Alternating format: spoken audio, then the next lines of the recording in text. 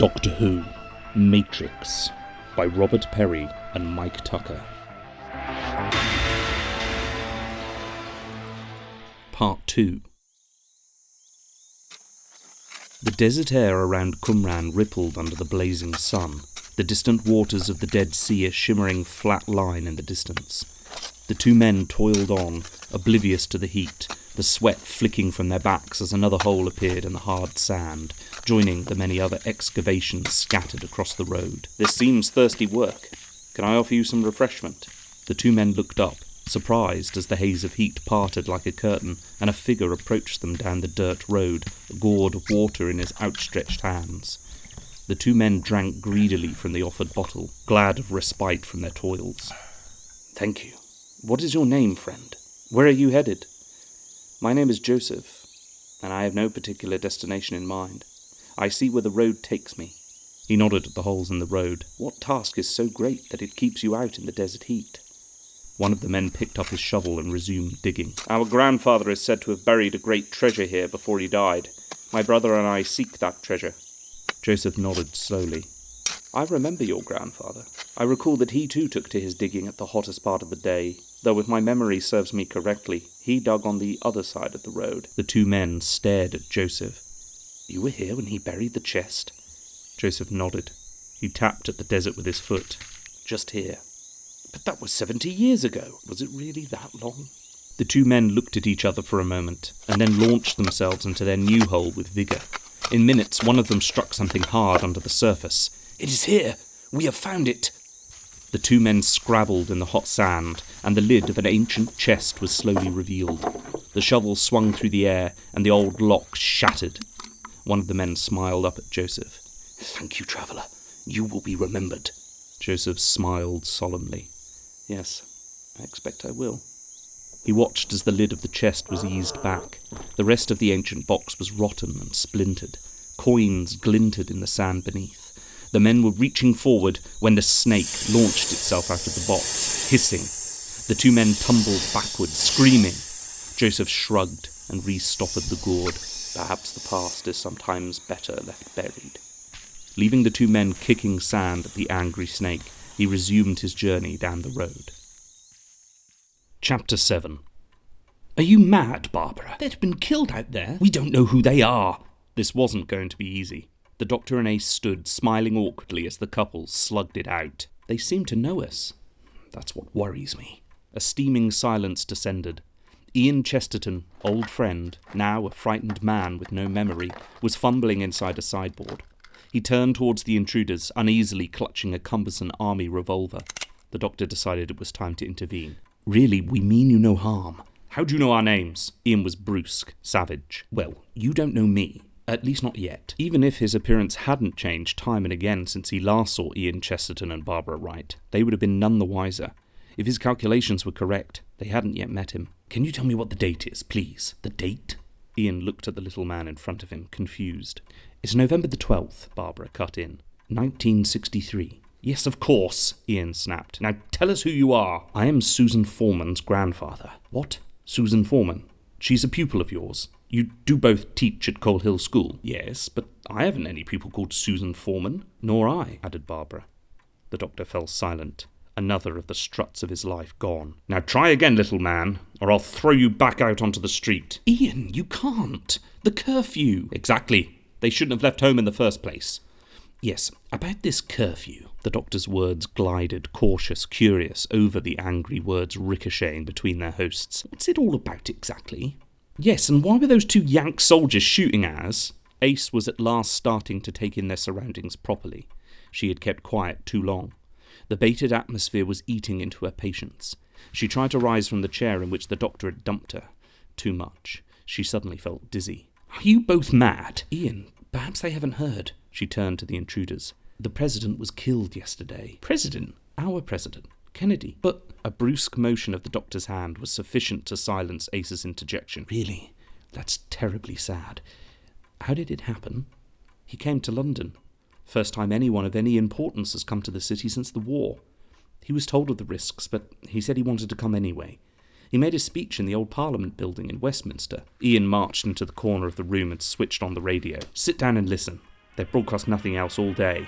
The Doctor and Ace sat down as the big old set hummed into life. At least that was one thing that hadn't changed. The rigid-backed Rethian tones of the BBC, or whatever it was called in this bizarre quasi-reality, that steadfast patrician eloquence which had kept the British Empire together, remained undented by whatever bizarre turn of events had overtaken the nation. We are receiving further reports that looters and gangs are being shot. We would repeat, it is essential that you remain indoors. Lock your door and answer it to no one you do not know. There was a brief pause. Then the voice of another announcer, heavy with grief and dignity, swung in. The President had arrived amid massive security. Soldiers, police, and FBI agents had been at work in Westminster for weeks preparing for the visit. This was a major political event.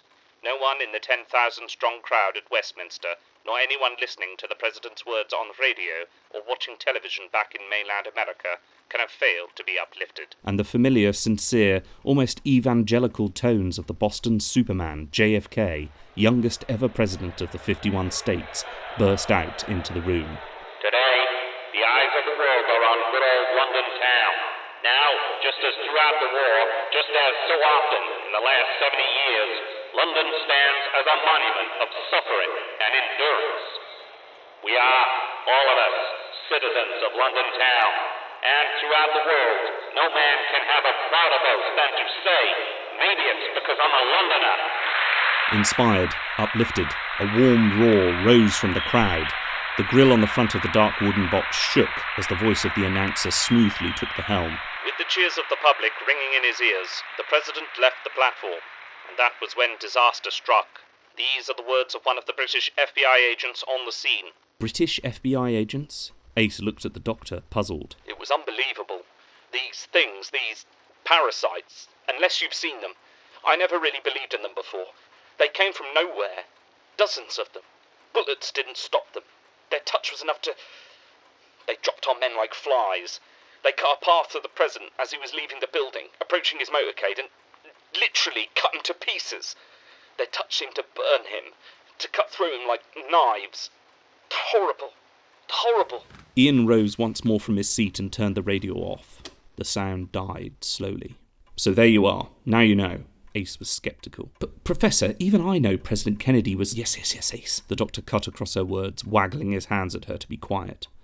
The Doctor turned to Ian. What exactly are these things? Right, that's it. Ian was on his feet again. Barbara tried to calm him. Ian, sit down. Can't you see, Barbara? He's either mad or making fools of us. Young man. The Doctor was talking in a way Ace had never heard before, his voice old with petulant urgency. I'm sure you appreciate the gravity of this situation. This country, and possibly the whole planet, is facing something entirely outside its experience. I'm here to try to help. Look, whoever you are. We've been facing this, as you put it, for decades, since before Barbara and I were born. Are you seriously trying to tell us you don't know what's going on? You have to have fallen from another planet. The Doctor was thoughtful. Let's assume for a moment that we did fall from another planet. That we know we're in London in November 1963, and that's all we know. I would like you to fill in the gaps. Barbara, Ian's patience was all but exhausted. You must throw them out. Ian, this is my house, remember? With a gasp of exasperation, the teacher stalked from the room, shutting the door hard behind him. They heard his footsteps mounting the stairs, and water running. Barbara turned back to her uninvited guests. You really don't know? No, that's why we're asking. Ace wasn't going to put up with this for much longer. All right, Ace. The Doctor sounded unnaturally calm, like an expert working his way through a ticking bomb, wire by wire. Sit down. I'm a history teacher. I'll tell you what I can. As far as anyone can work out, this thing started in the late 1880s. Murders. Brutal murders in the East End of London. Prostitutes. They weren't just killed, they were butchered, dismembered. The Doctor's voice slid in smoothly, unobtrusively. Yes, there was an outcry. The Commissioner of the Metropolitan Police resigned. But it didn't stop there. Barbara, the teacher, was in control now. She told of the rash of brutal murders, mutilations, disembowelings which had continued to ravage the East End and had spread like a virus through the squalid tenement veins of outcast London, underclass London, the impoverished skin and bone and thin blood of the metropolis which surrounded its few soft, fat, well-fed organs. The public had grown restless. No confidence in the police, one law for the rich, another for the poor. Citizens' militia groups had sprung up, ostensibly to police the streets against the killer, but later becoming increasingly politicised. This in turn had led to conflict with the forces of law and order, complacent in the face of mass murder, galvanised by the spectre of burning palaces and the mob in the streets. The police attempted a crackdown. The self-appointed defenders of life and liberty resisted. Within 6 months of the first murder, London resembled the revolutionary Paris of exactly a century before. Barricades were erected, and a state of civil war and siege took hold. You must understand, Doctor, people were frightened for their lives.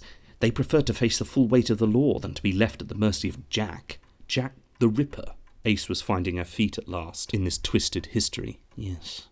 And what about Jack? The doctor half whispered, not wanting to break Barbara's narrative spell. Did the Ripper murders continue? At that precise point, no one's really sure. London was awash with blood. What are a few mutilated corpses when whole districts are being shelled? Ace was suddenly itching to speak. Professor, none of this happened. Be quiet, Ace. Barbara, please carry on. She did. She told of a decade of anarchy and brutality in London, followed by a gradual return to order and a kind of normality. London was rebuilt piece by piece. The spectre of Jack, it seemed, had departed, his appetite for blood finally sated. And then came the First World War. That was the first time anybody actually saw Jack. The British Expeditionary Force at the Battle of Mons, first battle of the war. He was there, hovering over the battlefield like a huge, dark... Barbara faltered. The word she sought eluded her. Angel, suggested the doctor. Yes, like the angel of death. Great, hollow, empty eyes, they say. The doctor knew only too well. All through the war, Barbara told them, there had been reports and rumours from the trenches, hastily hushed up by the Allied High Command, petrified that the slim morale of the troops would dissipate altogether. Mutilations, Jack's marks, nothing that could be put down to the activities of the enemy, ghosts which drank blood. Then when the soldiers came home, they brought something back with them. My mother used to say they brought it in their eyes. I never understood what she meant when I was a girl. The killings started again. Mostly in London, but there were outbreaks all over the country. The police started rounding up a few ex-servicemen who'd cracked out in France. A few were hanged, but the people knew. They sensed that Jack was back, and this time his power had spread. This time the nation, Barbara told them, at first paralysed with fear, had gone mad en masse. The government had withdrawn to Edinburgh. Gangs and private armies once again sprang up, fought with each other, fought with the police and the regular army. Religious cranks proclaimed the end of the world, or hailed Jack as the new messiah who commanded a society purged. And for the first time the wraiths appeared on the streets, the cold, withered limbs of the Ripper, Jack-made flesh, shambling, tormented, night-bound, always hungry. Barbara looked at the clock. 11:30. In spite of Ian's arguments, she was grateful for the presence of the two strangers. She didn't mind giving a history lesson. Tonight was a tense night, and it was helping to pass the time. It seems unbelievable now, but when I was a girl, my mother used to say that if I was naughty, the bogeyman would get me. That's how long it took to sink in, that there were actual bogeymen on the streets of London. A lot of people still won't believe it, those who haven't seen it for themselves. They blame it on all the gangs, or on the preachers, or on the breakdown of law and order. But all that came later. First, there was Jack. The doctor was gentle, careful, nearly there now. Tell me about the Americans. Well, there was another war. Hitler, of course. No such bloody alternative to world history would be complete without him. Just as in the world Ace knew, perhaps in every possible twist and turn of time, Hitler overran Europe, murdered millions, brought great powers to their knees. Britain stood alone, but, despite the government's flag waving, its capacity to fight a war was nil. The army was hard put to keep order at home. London languished under martial law. Hitler pounded the capital with bombs. The huge spectral Jack, all eyes and swastika, was seen time and again towering in flame over burning buildings.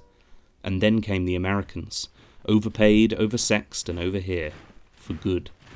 The price of American intervention in the war was de facto control over a Britain strategically vital, but morally and economically bankrupt, and governmentally crippled. The war ended. Hitler was defeated. The Americans stayed. In a blaze of publicity, Uncle Sam against Jack the Ripper, a propaganda coup for President Truman, the Americans dug in. The government in Edinburgh found itself effectively redundant, the royal family at Balmoral doubly so. London found itself isolated, ghettoised, and ultimately walled in. Anybody entering or leaving the city had to pass through a checkpoint. Nobody got through without the proper authorization. Any unauthorized persons crossing the containment zone were shot. The Americans had opted for quarantine rather than combat. Ian would disagree with me, but President Kennedy was the best thing that could have happened to us. He made Britain the 51st state and actually gave us some kind of status inside the Union. And he came to London.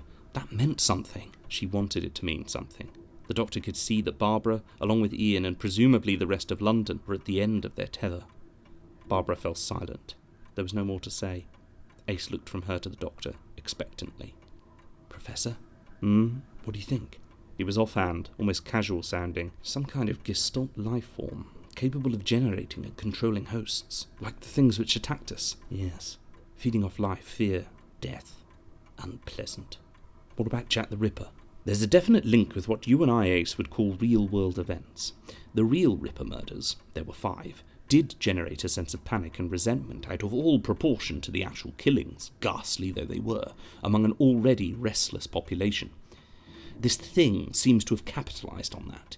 It feeds off a bloodbath, then sleeps for a while. The killings stop. Then comes the First World War, and the thing wakes again, possibly scenting blood. This time, there's no stopping it. And now, as Barbara says, things are completely out of control. So what can we do? Ace had heard enough history. The door opened.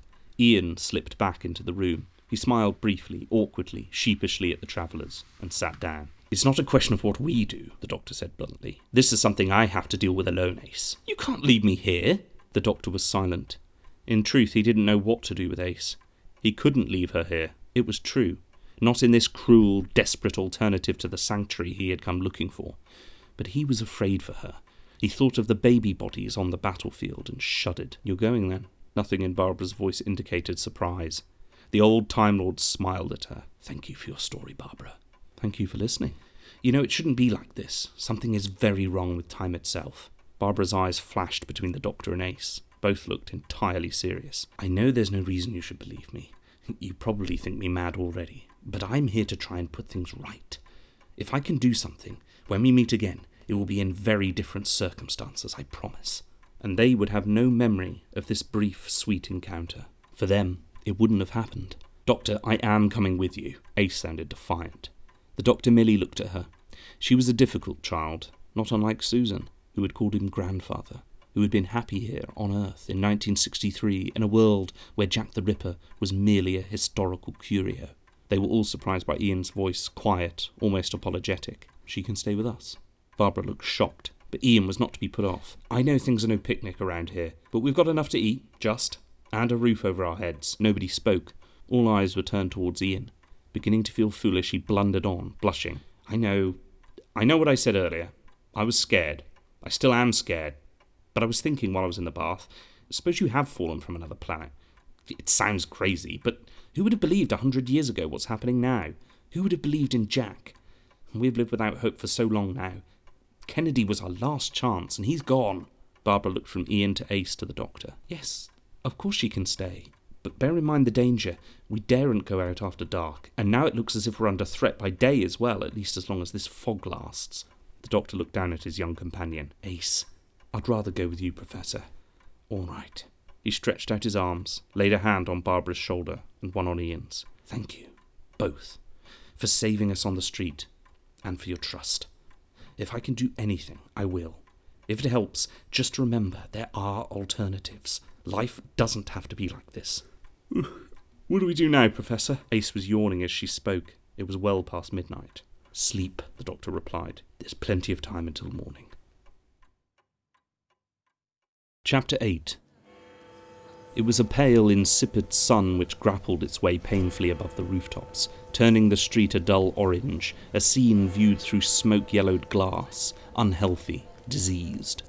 The shroud of the night's fog writhed and coiled in snake-like clusters, scattered as the sun struggled to achieve its zenith, skulked in corners and narrow places, and gradually recombined. Small knots of people bustled back and forth, fooling themselves into some semblance of normality. Shopkeepers unshuttered shops with few goods and fewer window panes. Market stalls, crudely constructed from the debris of years of conflict, took shape on the cracked tarmac, black market merchandise passing from hand to hand, and grey, furtive customers vanishing like the remnants of the fog into the shadows of East London. Barbara stepped into the street and pulled her coat tight against the cold of this murky November day.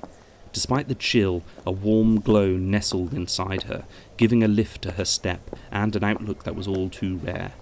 As she hurried to the local store to join the daily queue for milk and bread, idly fingering her ration book, she even toyed with the idea of bartering at one of the ragtag stalls for a bar of black market chocolate.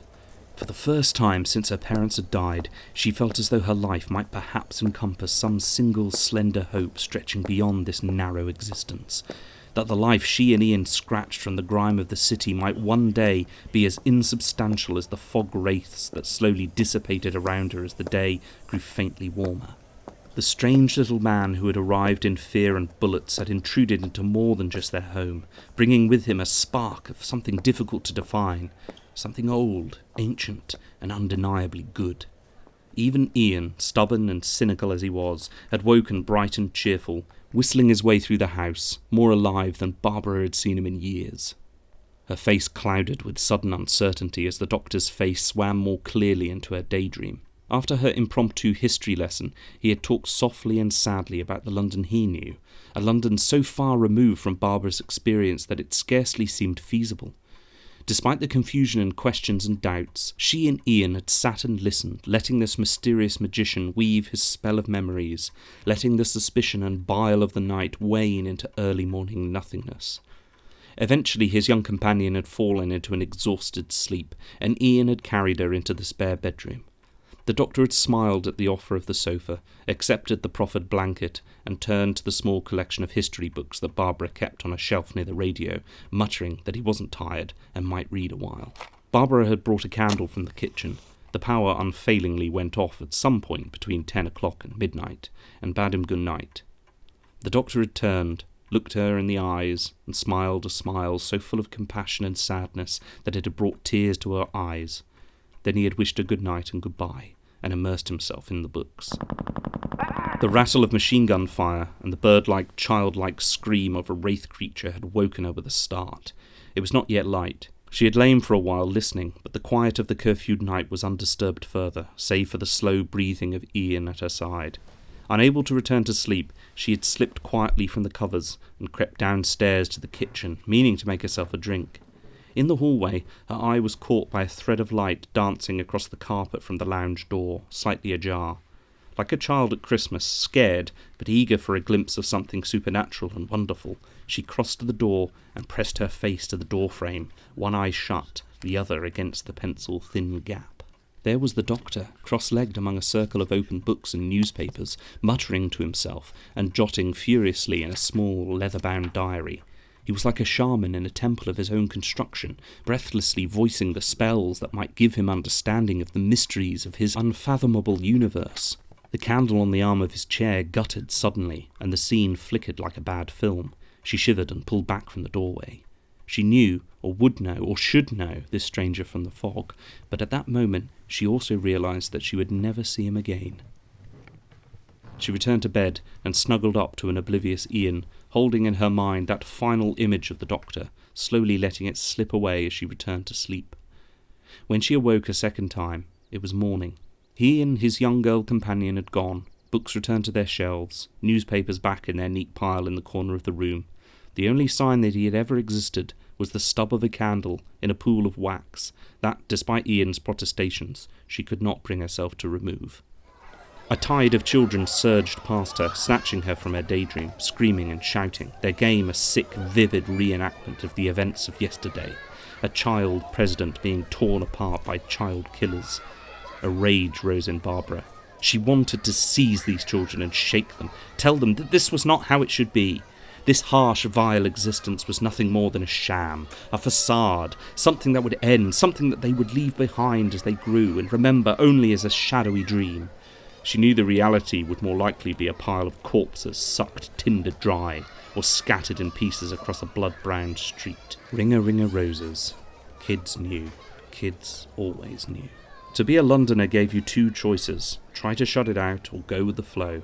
To live like frightened cattle, every night waiting for death to rap at your window, or to fall into the whirlpool of violence, pitching yourself at everything that moved, at an enemy that grew stronger with every angry thought that flickered through your mind.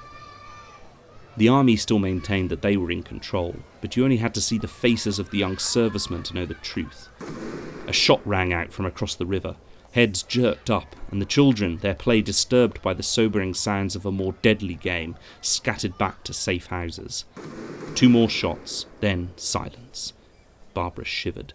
It was too light for wraiths, the cold night creatures.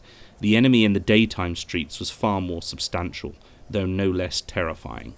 Jack sprites, they called themselves. Youths with torn and bloodied faces, the crude tattoos on their foreheads proclaiming themselves children of the Ripper. They ran in packs, clusters of scalpel blades taped to their fingers, full of amphetamines, butane and solvents and cheap crack, decades of drug evolution crammed into a few short street years, anything to make the world seem bright and bloody. The shots had come from the southwest, probably attempting to stop a looting raid on one of the West End hospitals as they sought fresh blades and new drugs. Barbara rubbed a clutch of old scars on her forearm. She had more reason than most to fear the Jack sprites. Her last trip west, a year ago now, had nearly cost her life. An army bullet was all that had prevented her from being so much shredded meat. Feeling sick and dizzy, she hurried across to the ever-growing queue outside the shop. Fog and brief feeble sunshine had given way to clouds and a heavy, sagging sky. The first fat drops of rain began to fall, heavy with soot and grime, diluted acid eroding the substance of London as effectively as the conflict was eroding the souls of its people. In dead Piccadilly Circus, stopped heart of the metropolis, the rain mingled with the blood of the dead Jack sprite, forming crimson rivulets that swirled and spun through the rubble of the streets, tracing paths like coastlines on some imaginary map. The colour dulled and darkened as it mingled with the dirty sap of the city. The torrent that vanished Thamesward through the drains bore no signs of the drama, the life loss that had become so commonplace. Soldiers pulled the collars of their trench coats up against the now hammering rain, and continued with their grim task of hauling the body into a thick tarpaulin bag, heavy with water. Their job was made more difficult by the lethal blades which protruded from the fingertips and knuckles, hiding in vicious rows behind collars and cuffs, and in any crack and crevice in clothing which an enemy might grab onto. They were yellow and filth-encrusted, each blade charged with a potential for death more exquisite and lingering than the slicing, chopping end they promised at first sight. The soldiers manoeuvred the body with care. Too many of them had friends who had been sucked into the MASH unit at Chiswick, their blood contaminated by whatever filth and disease this juvenile carrion crawled through. All this risk to keep the streets free of bodies, to convince the public that all was well when the public could see all too easily the time-blackened stains soaked into the brickwork, or stand and watch as soldiers scrubbed tarmac, the foam of the soap on their brushes turning pink as they laboured to remove the permanent stain of death from public places, and thence from the public mind. The group lieutenant, a country boy from Ohio, hurried his squad, and the death sack was rolled into the back of a Scammell truck. The rain would go to work on the blood. They had an entire city to patrol before dusk, and then, thank God, they would return to the barracks at Clapham and pity the poor bastards who pulled night duty. He knew that soon, too soon, the shifts would change, and it would be his squad that had to wander the night-choked lanes, waiting for the darkened fog to grow wasted limbs and lurch shrieking into the street lamps.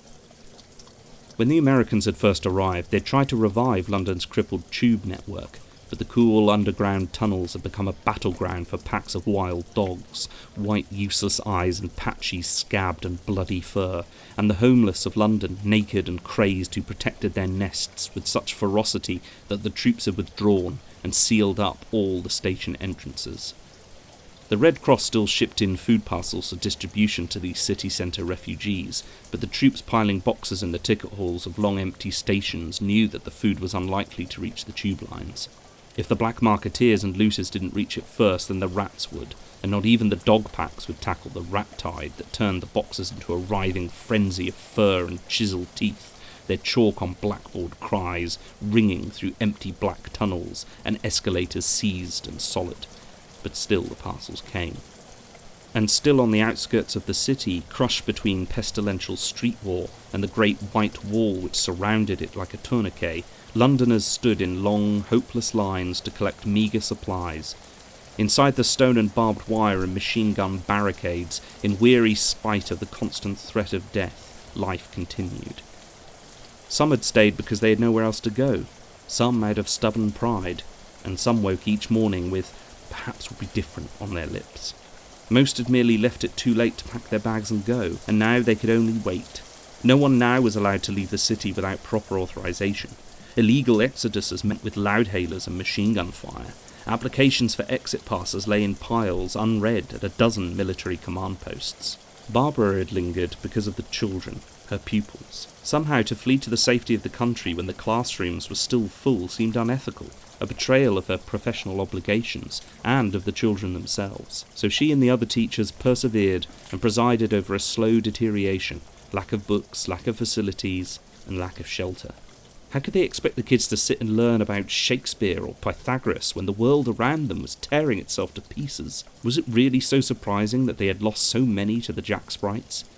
At least in a terrible way, what the children of the Ripper taught their own had some bearing on life, as London's people had to live it every day. It was easier for Barbara than for Ian. She could tell her histories with the few books she had managed to gather, and with the knowledge lodged in her memory. The chemistry teacher needed more than papers and memories. He needed laboratory equipment, chemicals, things only the army, the hospitals, and the Jack Sprites had access to.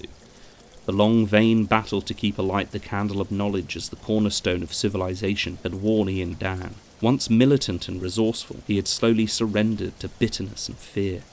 2 years ago he was still prepared to petition their senator, a man who never got closer to London than Ascot for the racing, a man who was as full of sympathy as he was of obstructiveness, to do something for the children of London. Now it was as much as Ian could do to drag himself out of bed in the mornings. He hadn't attended the leaking windowless shell they still laughingly referred to as a school for the past 4 months. Barbara knew that at the moment she was living for both of them. It was her optimism, her strength that was keeping them together, perhaps keeping them alive.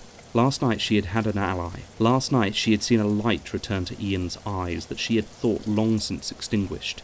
This morning, for the first time in a year, he had looked at her with the look of a lover. She took her place at the front of the queue and paid for her daily ration, then sprinted back through the downpour to the small terraced house she and Ian had shared for the last year and a half. Ian was preparing lunch in the kitchen. She gave him a peck on the cheek and took off her soaked raincoat. Ian picked up the coal scuttle and went to coax some life into the fire of the other room. He was still whistling in the mood. Barbara followed him. She sat down, leaned back in her chair, and smiled as her fingers brushed a puddle of hardened wax on the arm. Chapter 9. It is older now, and fatter, troughing for decade upon decade on the flesh and fear, greed and bloodlust of this rancid peach of a planet, with no sign of its food source ever running dry. It has become almost too easy. Whatever of this conspiracy of appetite and malice was human has long since gone, sucked back into the livid darkness that gave birth to it. All higher functions have gone. It is pure cold parasite now, light-swallowing, shadow-tentacled, seething, glutting, chattering animal madness. All of its senses narrowed, sharpened and focused on its task. Feed, survive, grow. It has spread its dread fingers, the shuffling phantoms of night and fog, so that its grasp covers the city and blots out the sun. It hates light. It lives in a place far from light, corridors now dead and pitch black, climbing walls, wrapping itself around pillars and buttresses, lazing and belching and feeding. But perhaps the tiniest glimmer of vestigial memory remains. Something pricks at his slumber like a pin, irritating, scratching. It won't go away. It feels no hatred anymore, just a desire to scratch back. Slowly it gathers itself, focuses its lazy mind, yawns and stretches.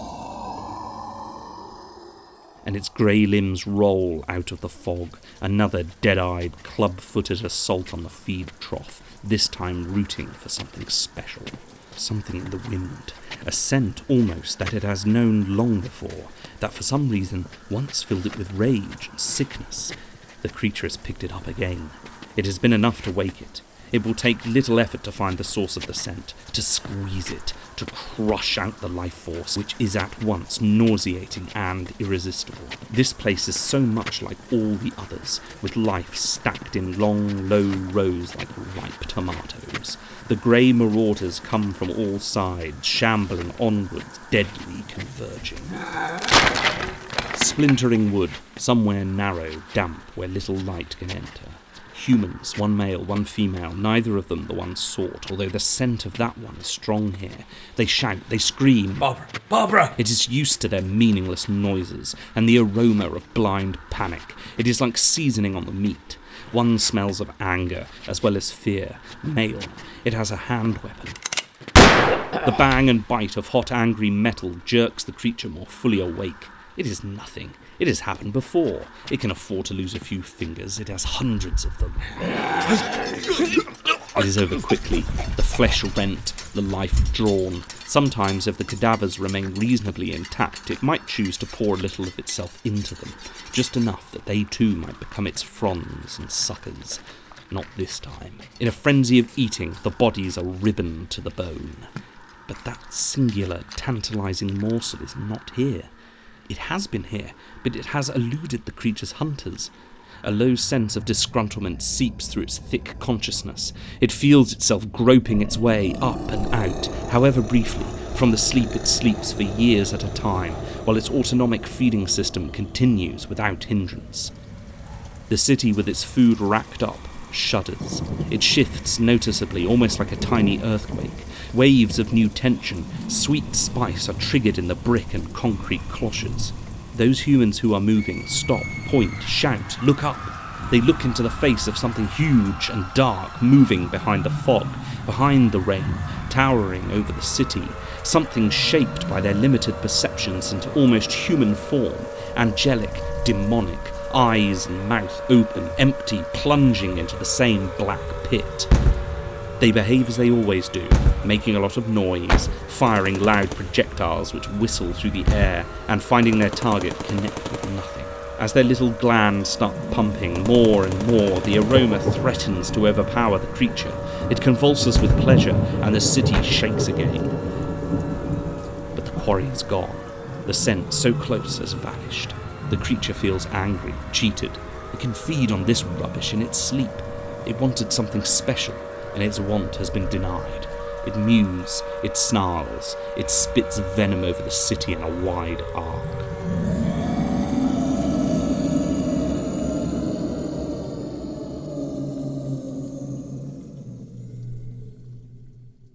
Chapter 10. Jed the Idiot Boy, they called him. They always had, in the workhouse, as long as he could remember. He vaguely recalled the workhouse. Through the thin clouds of his pauper's mind, he saw long rooms, metal staircases, bare stone and grey paint, not much light. He smelled hard, scrubbed smells and dirt. He tasted something bland and unvarying. He heard nothing but tense, ticking silencers. That was where they must have started it. Jed the Idiot Boy. They still called him it now. He was 33. But Jed Barrow saw. Jed Barrow knew. He remembered. He collected sights and sounds as others did acquaintances. Where he could, he collected objects to help him remember. The objects and the sights, the sounds, the smells, he kept in a special hiding place, underground. Clever. When he was alone, he would go there and sort through the objects, pick up one or another, touch it, feel it, stare at it. The sights and sounds and smells soon followed, crowding into his memory, often unexpectedly hostile, demanding a response, a forfeit, a reason for being summoned from sleep. He would sometimes weep, sometimes even collapse, so intense could these sensations be. He worked at Christchurch, Spitalfields, tending the grounds, digging graves. Even when he wasn't working, he spent most of his time at the church. He was childishly possessive about the tawdry, ill-kempt churchyard, the sad old graves, the mute stone mass of the church itself. The locals were used to seeing him creeping and hiding among the gravestones at all hours. If he saw them, he would whistle or hiss, ludicrously half-concealed behind one of the crooked stones. He played odd, stalking, territorial games. He would mark the entrances to his little kingdom with piss, challenging anybody to cross the gateway, the church doorway, wherever two paths met. He never went inside the church. The Reverend Jefford would never allow him further than the vestry, too wretched to assail the Lord's ears with idiot ravings. Anyway, the forbidding weight and simple, stern majesty of the place terrified him. The altar, the cross, had always seemed to accuse him. He remembered from the workhouse lurid tales of Christ's passion. He imagined himself being nailed to a cross, to this cross. It seemed to reach out to him, to cast its dooming shadow across him. He was quite happy with the Reverend's injunction. The Reverend Jefford was like an extension of the church itself. The wrath of the Almighty, a favourite expression of his, hovered about him like a black halo. Jed avoided the Reverend as much as possible and hid from him whenever duty didn't command his presence. But Jed was clever. Jed knew things that the Reverend Jefford didn't. For one thing, Jed had a key to the crypt. The Reverend didn't know that. Jed liked the crypt. It was cool and quiet. He could get away from the countless distractions and comings and goings and loud and bright things that assaulted his senses up above. It was here he came to take stock, to assimilate the often baffling everyday experiences he hoarded in his attic memory. He kept his collection here, behind some loose bricks in one wall, and here he relived and intoxicated and tortured himself with each recollection. But recently, something had changed. A chill had descended. He felt ill at ease now among the weeds and remembering stones, and especially in the crypt. Shadows were moving around the church, after dark and by day, never distinct. There was a man, he was sure, dressed in black. Jed had seen him pass like a ghost through the crypt, had followed him out into the afternoon smog and the river fogs of night. Like everything else, Jed kept this to himself. He saw what others missed. He was out, creeping through the streets while others were fast asleep in their beds, or blind drunk in the Angel and Harp in Stony Lane. 2 nights he had followed the shadow. On each occasion he had lost it, but on each of those nights a girl was murdered. He had heard the faint, strangled screams of the second one from behind the gates of the backyard in Hanbury Street, and he had run. The next day he was back there, early. He watched, from hiding of course, the police find the body, remove it, then scratch around in the dirt looking frustrated. After they had left, he had gone scavenging in the same spot. He had done better than them. He had found 2 gold rings. Rings, a pretty treasure. Hidden knowledge, Jed's secret strength. The rings, the incident, the scream were duly filed away for future reference. When he cared to go there, Jed lived on the edge of Limehouse in a street of once grand houses. They were large, but had long ago given up keeping themselves groomed. They had dropped out of the social round, stopped receiving visitors, no longer bothered to rouse themselves from a stupid, embittered sleep. Like a dying empire, the shell remained defiant, but all inside was up for grabs. Jed's great-aunt owned one of these houses. Jane Treadle had lived alone and mad for 25 years, seeing nobody but one drab servant girl. The servant girls changed, but always drab, and occasionally her nephew Bartle Treadle of Treadle's Wharf, Wapping. One day on a whim she had sought out her only other living relative, plucked him from St Dunstan's workhouse and put him to live like a dog at her feet. Since then she had studiously ignored his presence. He spent little time at the house. His aunt haunted the place, drifting from room to room, a spectre in black, muttering and cackling to herself, surrounded by the cats that flowed around her legs like a wedding train. In rare moments of lucidity, she would call Jed to her chambers and ask him to run some errand or other, and most Sundays she would accompany him to the church, nodding and smiling through the Reverend Jefford's threats of hellfire and damnation, before returning to the sprawling old house in Limehouse, cradling Jed to her chest, cooing softly. At times like these, Jed would try and avoid her, creeping from the front door to his attic room, kicking at the cats that came too close, huddling on his bed before falling into fitful bursts of sleep, the sound of his aunt's cackling ringing in his ears. Most days now, Jed left the house at dawn to avoid being seen, picking his way through the carpet of sleeping cats, scurrying out into the fog as soon as the sun had risen. Jed revelled in the fog. It was his brother, his partner. During his furtive hunts for treasure, it shrouded him like a cloak, and he in turn became part of it, insubstantial, background. The sounds of the city carried better too, and the last weeks had brought something new, a taste of something in the air, something that lurked as a constant companion to the frightened look in the eyes of the people of Whitechapel. Horrible murder in Whitechapel. Another prostitute slaughtered. When will the law do something? There were always stories of the murders, of the girls that had been mutilated, butchered by a killer whose name was never far from the lips of gossips and storytellers, a name that left no doubt as to the atrocities that were being committed. The Ripper. Jed had stopped following the shadow. He was desperate to know what was going on, but frightened of what he might see. Some evenings he had even toyed with the idea of praying in the church, but the dread atmosphere of that cold grey bastion of Christendom always sent him scuttling home. And then he had met Malacroix. Malacroix the mysterious, Malacroix the magician, Malacroix the mad. It was a killing that had brought them together. Jed had seen him at Mitre Square, watching with the rest of the crowds as the police had pulled the body of Catherine Eddowes from the street.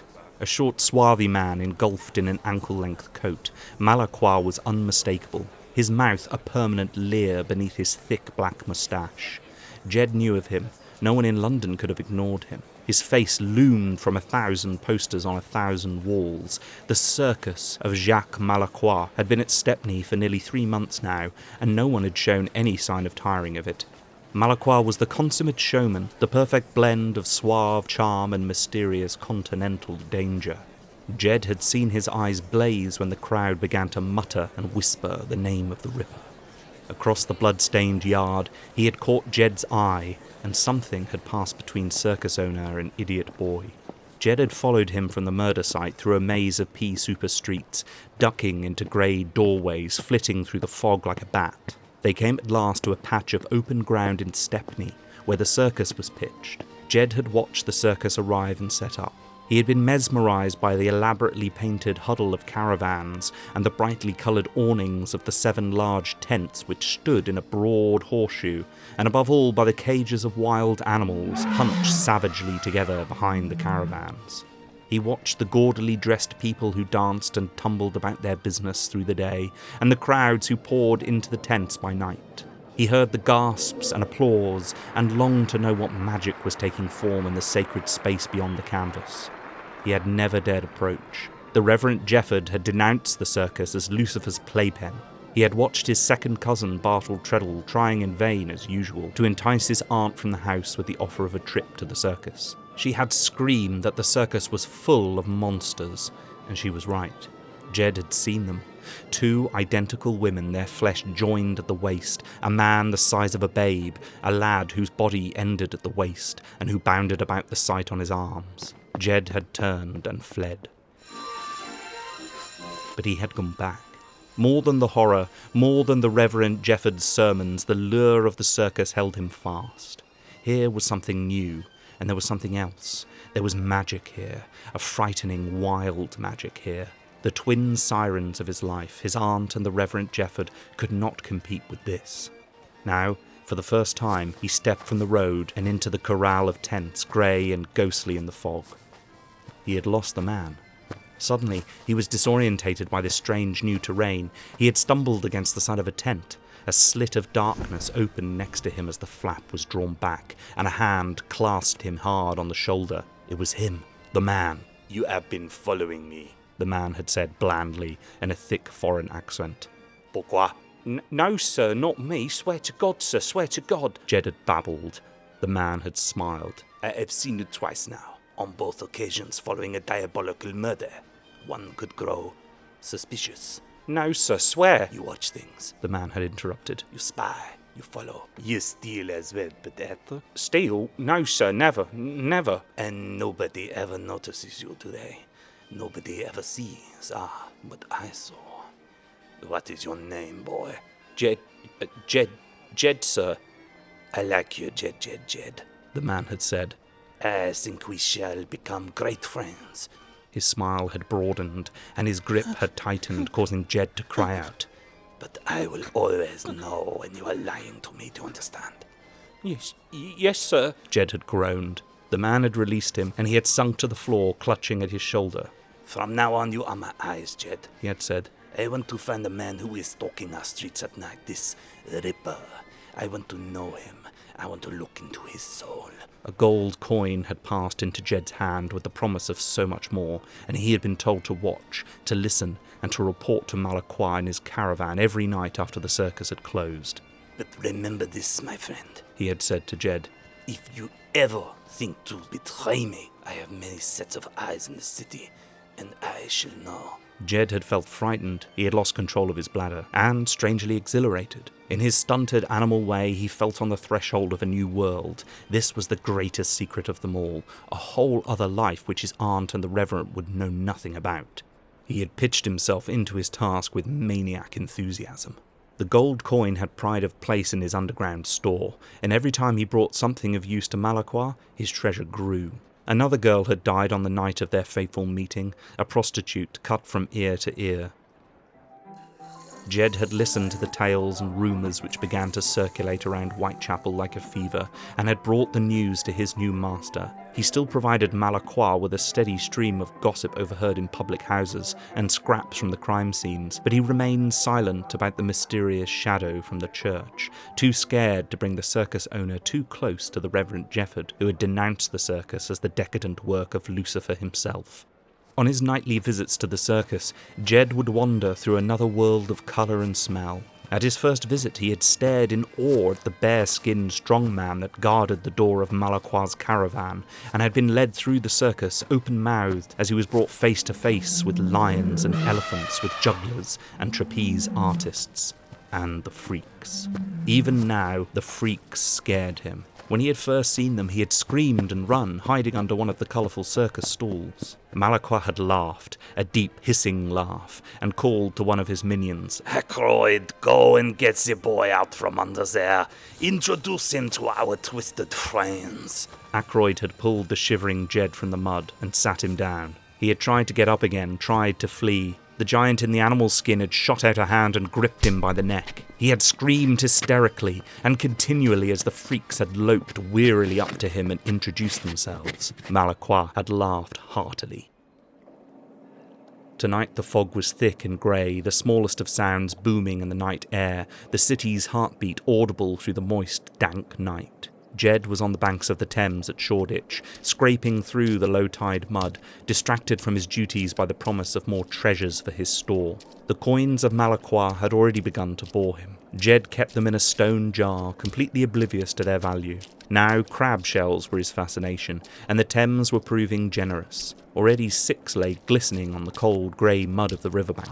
A gust of wind swirling the fog made Jed look up, but the wharf was deserted, the gas lamps of Whitechapel just pale, smudgy glows in the distance. He returned to his scrapings, but another gust, more violent this time, made him start. He clambered to the dockside, gathering the crab shells to his chest, wiping mud onto his jacket. He cocked his head on one side, his keen ears catching the first murmurings of something distant and unfamiliar. The wind grew stronger, the fog whirling and boiling. Leaves and papers began to join in the delicate dance, and slowly a noise began to build, a stentorian breathing like the elephants of the circus. Jed began to back away as the noise grew and grew until it became a grinding roar. Leaves and grit stung his face. The wind was impossible. Jed threw himself into a corner and added his own screams to the unearthly alien noise. A harsh blue light swept over him, and Jed curled into a ball, his only thought to protect his precious shells. With unexpected suddenness, the wind and noise stopped, and the fog, temporarily banished by the disturbance, closed in again, thick and wet. Jed opened his eyes and stared in astonishment at the tall blue cabinet that stood on the wharf. Here was something new, something unknown. Malaqua would pay well for this information. Jed's heart leapt. Maybe this time, instead of gold coins, Malaqua would let him take the small monkey skull that sat on his desk. Jed had yearned for the skull ever since his first visit to the showman's caravan. Jed checked that none of his crab shells had been cracked in his stumblings, and carefully stowed them in his mud-stained jacket. He regarded the blue box. It reminded him of the magician's cabinets that he had seen being loaded in and out of the stage door of the Palace Theatre. But their arrivals had not been accompanied by wind and lightning, only by the wheezing and groaning of the hired stagehands and the goading of the theatre manager, Mr. Jago. Jed made his way from his bolt hole and crossed to the box, pacing around it cautiously. He reached out and touched the rough side and immediately snatched his hand away as if burnt. The box was alive. He reached out to it again, but a noise from within, a series of clicks, sent him scurrying back to the shadows to watch. Chapter 11.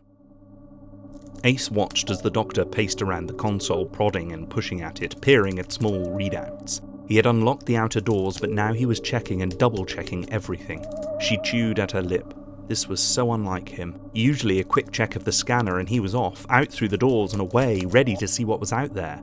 He did another circuit of the controls, a big black Victorian coat flapping around him. He had insisted that they went to the TARDIS wardrobe, another rare occurrence. The big overcoat engulfed him, almost touching the floor. He would have looked comedic if not for the bleak, haunted expression on his face. Ace looked down at her own garments, a long, flowing Victorian gown in a deep cream, the dress she had worn the last time they had found themselves in Victorian London, the dress she had worn at Gabriel Chase. She shuddered. "Is this dress absolutely necessary, Professor?" The doctor didn't look up. "For once, Ace, don't complain. You can hardly go traipsing around Victorian London in jeans." His face darkened. "I don't want to attract any undue attention to ourselves." Ace caught his tone and decided not to bother with her usual whinging banter, something that she usually did to wind him up more than anything else. This time things were different. This time was more serious than anything they had ever been through, and that was saying something. "Okay, Doctor." He spun and stared at her. "For once I think I'd prefer it if you did refer to me as Professor. It might help us to remain incognito." Ace felt her heart jump. Things really were desperate if he was this scared. Something must have showed on her face. The doctor gave her a reassuring smile, rare in the last few hours, and tapped her on the nose. "Don't look so worried. I think that Professor John Smith showing his ward Dorothy the sights of the capital should provide us with the perfect cover to look around. Come on." He snatched up his red-handled umbrella and pulled the door lever. The heavy double doors swung inwards with a dull hum, and fog swirled into the console room. Ace pulled a heavy shawl over her shoulders, picked up a large muffler from a chair, and followed the doctor out into the night. The cold bit into Ace as soon as she stepped from the warmth of the TARDIS. This wasn't like the fog of the 1960s. This was altogether colder, wetter, and more malevolent. Ace shivered and pulled her shawl even tighter around herself. "Why here, Professor? What's so special about a spooky East End wharf?" The doctor was wandering towards the Thames. "I spent the night going through the books that Barbara had. According to her distorted version of history, this is where a Sixth Ripper murder, the one that should never have happened, took place." He tapped at the stone of the wharf with the tip of his umbrella. "This is where it all starts to go wrong." He tensed suddenly. "There is something here. I can sense it. Something that doesn't belong. Something familiar." He frowned. "Something wrong." Ace shivered again, but this time it had nothing to do with the cold. She wandered off towards one of the warehouses, unaware that Jed lurked in the shadows less than 50 yards away. She tried to lighten the mood. "All these will be flats by the time I'm born." There was a grunt from the doctor, now at the far end of the wharf, staring out over the murk of the Thames. Ace reached inside her muffler, glad not only of the warmth but the reassuring feel of a can of Nitro 9. Since meeting the doctor, her reliance on the unstable homemade explosive had waned, but since the beginning of this, since the attack by that creature at the lighthouse, she had felt decidedly undressed without it. Here and now, in unfamiliar and hostile surroundings, and with the doctor more uneasy than she had ever seen him, she needed some reassurance, some protection. She hated herself for it. She had thought she had outgrown her dangerous hobby, but at the moment, the cool silver can nestling in the palm of her hand was the only thing she could rely on. There was a sudden swirl of wind and rustle of leaves. She glanced at the end of the wharf and frowned. The doctor was gone. No, there was a huddled shape in the gloom. The doctor was crouched down over something.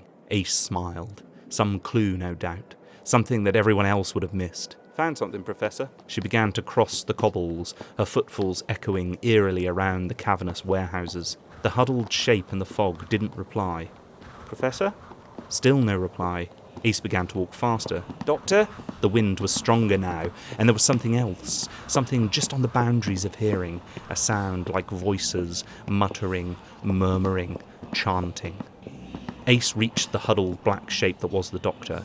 His umbrella lay on the floor beside him. She reached out to touch his back when he suddenly whirled to his feet. Ace recoiled. The doctor was smiling, but this was like no smile she had ever seen cross his face before. A leer, bestial, lecherous. All the signs of gentleness were gone from his face. His eyes blazed with an unfamiliar malice. He had pulled his coat around himself like a cloak. Suddenly, the little man that Ace knew seemed to tower over her. She took a step back, her voice wavering. "Doctor, what's wrong?" Wrong. The doctor gave a throaty chuckle. Poor little Dorothy wants to know what's wrong. Ha ha ha! He threw his head back, breathing in the air, breathing in the fog. Everything is wrong. Deliciously, gloriously wrong. He snatched his gaze back to her face and began to circle around her. All this time with me, so trusting, so innocent. All the time blissfully unaware that destiny was to bring you here. But you said that this is the site of the Ripper murder. Ace backed away from the circling figure. The murder that should never have happened. The doctor's eyes blazed. Barbara's books were very graphic about the murder. They say that the expression on her face, what was left of her face, was one of sheer terror. Are you feeling terrified yet, Dorothy? He spat her name out. Ace could feel tears beginning to well up. Why are you doing this? The doctor ignored her. He began to circle faster, the big black overcoat flapping around him, the fog swirling, the distant chanting growing in pitch. They never identified the girl. She was well-dressed, and no one could work out what a well-dressed young lady was doing late at night on a wharf in the East End. None of the prostitutes knew her. No one came forward to identify her remains. The police were at a loss. It was as if she had just appeared from nowhere. The doctor threw back his coat. Something glinted in the cold light. Ace could see a viciously jagged shard of glass grasped in the doctor's hand. Blood welled up from cuts in his palms where he gripped it. No one will know who you are. No one will mourn you. No one will miss you. Just another mutilated girl. Another victim of the Ripper. Another of my victims! The doctor lunged. The attack was sudden and unexpected. Ace crashed to the floor, the breath punched from her body. The doctor swooped down on her, the glass blade swishing through the fog. She rolled to one side and she heard glass shatter on stone. She scrambled to her feet, but the doctor was already ahead of her, the glass blade now a jagged prong, his blood staining it red. She turned and started to run to the TARDIS, to some sort of sanctuary, but the doctor cannoned into her and she tumbled to the cobbled floor again. She twisted onto her back as he crashed onto her, the glass shard only inches from her neck. She threw her hands up, one of them still inside the muffler, struggling to hold the doctor back. His face was a mask of hatred, straining to push the blade into her throat. Poor Dorothy.